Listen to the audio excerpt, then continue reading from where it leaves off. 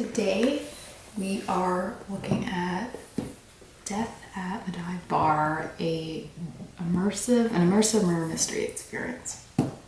So this is a hunt to killer mystery where you kind of have to solve a mystery and you have the pieces of evidence with you and you can, examine it and eliminate suspects, and then you have to catch the killer. Now the reason I'm making this video is for people who have seen this online or in the store and they're interested in it, and either they want to see what's inside first. So I'm excited to show you guys what's inside. It's this tangible evidence that you get to put your hands on, and you can play around with it and kind of, there's a cool matchbox. Old Scratch Tavern is the tavern where the murder happened. So this is like a piece of evidence that you have. This phone number was written on the back. This is part of the evidence. So it's really cool how you can play with all of this and kind of see what goes together in this whole mystery. All right, so that's one piece, and I'm just gonna lay it all out here. This is the solution. Warning, spoilers inside, and basically do not open until you are sure you know who the killer is. So that is a way to do this. You can go to deathatthedivebar.com, and what they do is they give you kind of these little reveals or hints in case you really don't want to reveal the answer, but you need help, like you're stuck on something. They have a hint for every single piece of evidence in this box. So that's really helpful. It's to confirm your theory without spoiling the solution. You can consult online hints. So that's the whole solution right there. You put that to the side. This first thing here is another letter. I know it seems like a lot of reading so far, but this is kind of like the intro into the story, and it gets you really immersed into the story world and kind of what's going on behind this murder that you're trying to solve.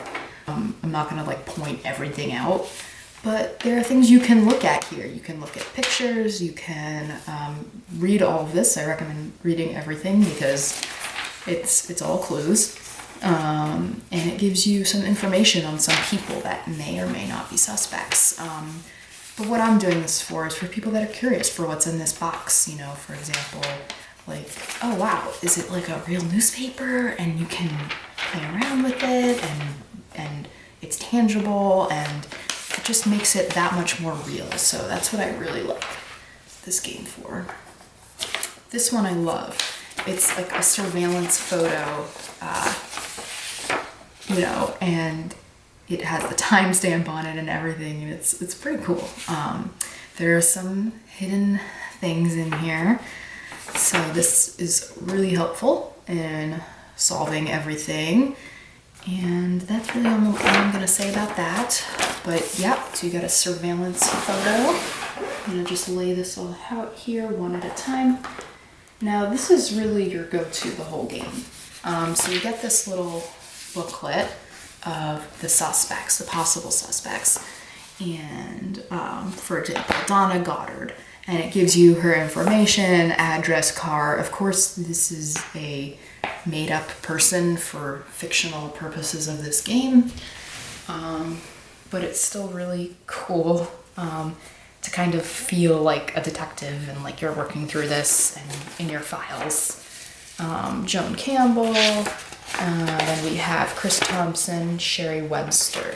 So these are all people related to the person who was murdered in this mystery for one reason or another, and you have to kind of read through the notes on each of them. And these are notes that the woman recruiting you has taken down about these people.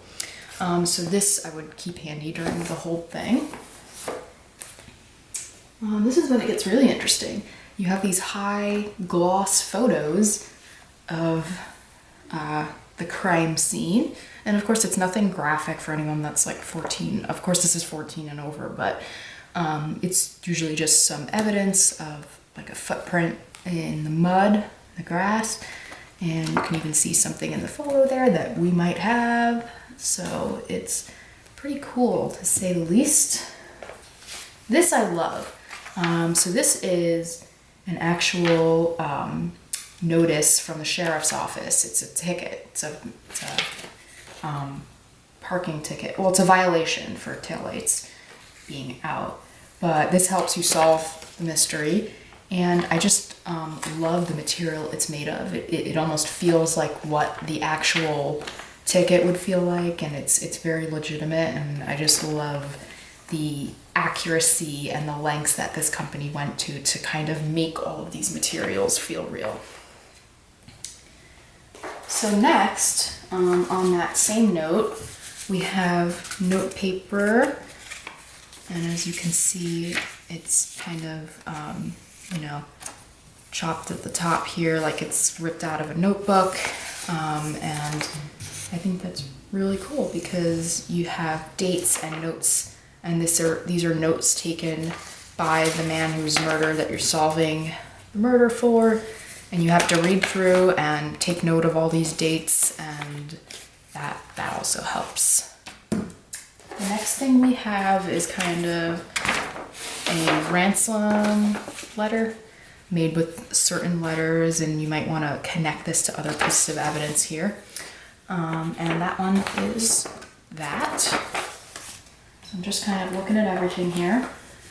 So this is the sheriff's office notepad that the person who recruited us ripped out of the notebook, and it's just another piece of evidence to look at, the notes, and this ties into one of our suspects. So I'm just going to leave that here. This is probably my favorite prop, because I'm calling these mostly props because they are. But this is a menu, and I don't know if you can see how glossy and like real this feels, but this feels like a menu that I would be handed at this actual tavern, and that's how cool it is. It has the food on it, and the beer and wine, and it has letters circled, and it's not just here for evidence sake, but if you look at one of these notes, just for example, she says about Donna here, somewhere about how she left a note on her menu and a matchbox. So this was the note that she wrote on the menu, and these were the clues that she circled in it. So I think this is a really cool piece of evidence. This is a flyer for something related to one of the suspects, which I won't go into further detail for any of this yet, but this is just another piece of evidence. And then we have this really cool, it's just a coaster from the tavern, but it does have a little clue on there, so that's awesome.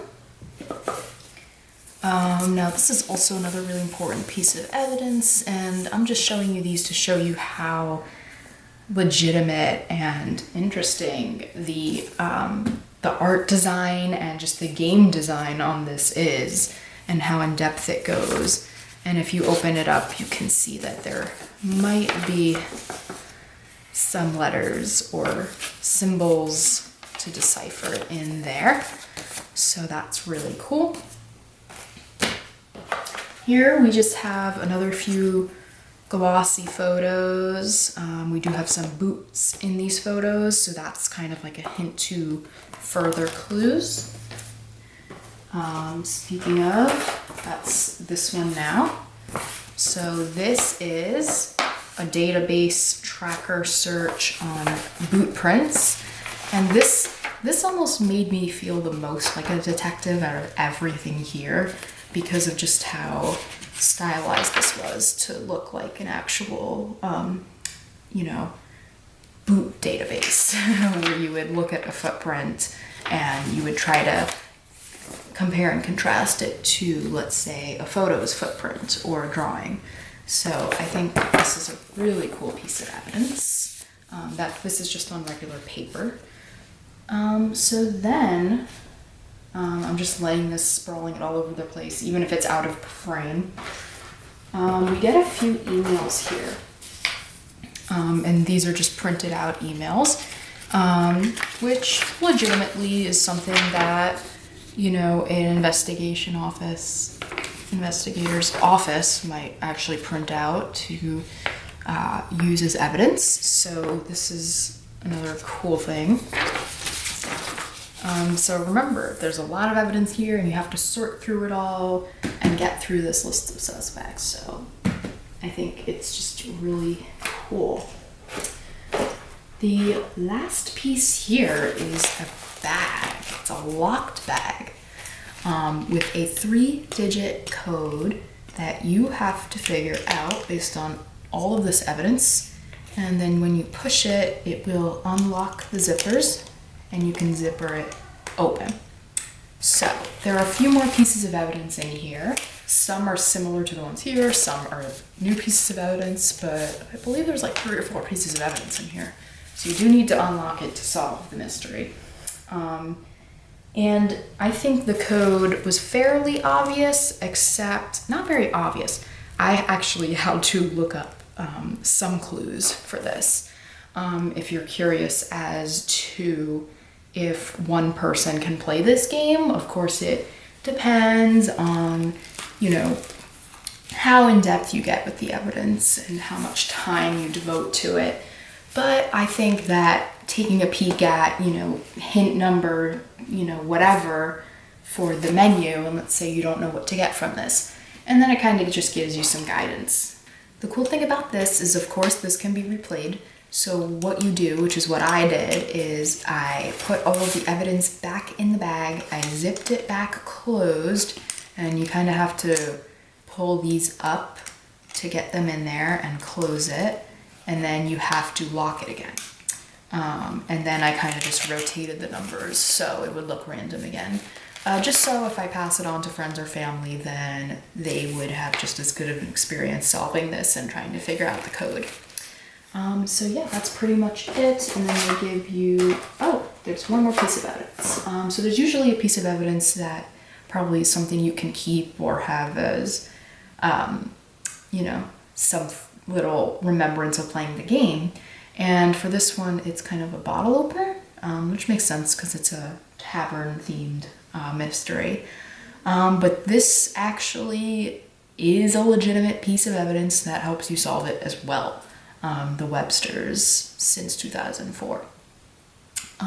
So yeah, I think that is pretty much all of the evidence, and I hope everyone had fun watching this video and taking a look at what's inside one of these murder mystery boxes in case you're interested in either getting this one or one of Hunted Killer's many other game experiences, because they do have subscriptions where you get 6 boxes for 6 months, and that's a whole season of a story, and you keep getting boxes of evidence each month. And I'm currently subscribed to one of those because this one was so addictive and fun that I was really intrigued by it. So I hope everyone had a fun time watching this video, and if you could like and subscribe if you enjoyed it, or leave a comment down below about how much you liked it, and I'll see you next time.